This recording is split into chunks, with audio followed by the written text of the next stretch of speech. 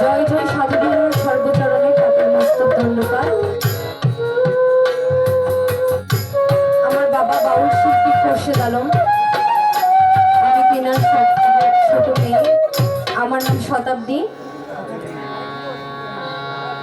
আসলে আমি অনেক ক্ষুদ্র একজন ব্যক্তি, আমি গান বাজনাও তেমন পারি না, শিখি নাই। বাবার থেকে যতটুকু পেয়েছি তার মাধ্যমেই যতটুকু সম্ভব তার একটি বাণী পরিবেশনের চেষ্টা করব।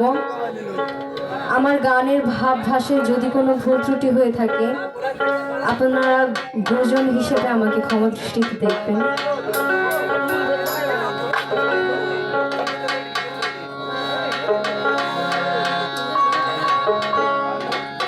আল্লাহর নাম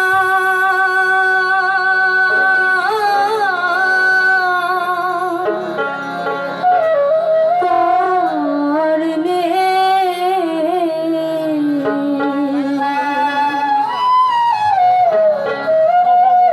ওরে কে হে আর শোনাইবে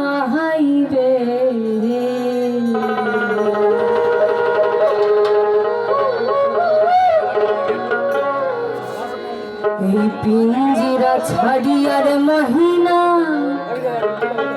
যেদিন তো পাহালাই।